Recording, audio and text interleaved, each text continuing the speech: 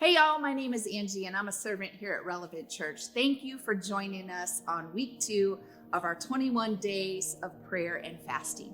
We have been focusing on 1 Corinthians chapter 2, verse 9, which states, "But as it is written, what no eye has seen, nor ear heard, nor the heart of man imagined, what God has prepared for those who love him." This week, we're focusing on the topic of what's next. This is a topic we're all guilty of spending an exuberant amount of time considering. We stay busy planning our days, our weeks, our month, and even our year. Proverbs 16:9 tells us that the heart of man plans his way, but the Lord determines our steps. This scripture tells us that with God, we don't have to do life alone. But how do we keep our personal plans aligned with God's what's next for our life? To answer that question, I want to dive into Ezekiel chapter 47. It tells of a river that flows from the temple, from the Holy of Holies, and Ezekiel is gradually progressing through 4 different stages of the river until he gets back to the bank. And it's at the bank that he's able to see that proximity to the river sustains life. This scripture, this vision that Ezekiel has, reminds me of the progression of our relationship with God.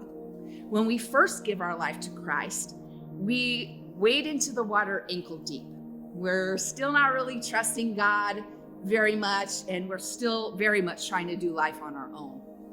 With a little time in the building of our faith, we eventually wade a little further into the river until we're knee deep in the river. Here we're trusting God in a few more areas of our life. Eventually we wade into that river waist deep. And in that space, we are trusting God with many areas of our life, but still not all. It is only when we completely trust God and enthrone him upon the altar of our life that we completely immerse ourselves in the river, where we can no longer touch the bottom. We are uncomfortable. We are at the mercy of God's will.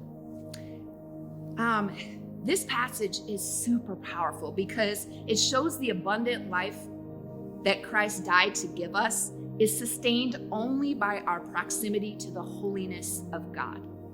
So if you want clarity and sustained vision for the what's next in your life, you need to completely immerse yourself in a relationship with God. Make uncomfortable your new comfortable. Only then will you experience the 1 Corinthians 2:9 life that God has lovingly prepared for you. So my prayer for you this week is that you get out of your comfort zone, that you completely trust God and allow your proximity to him to reveal his what's next for your life. Have a good week.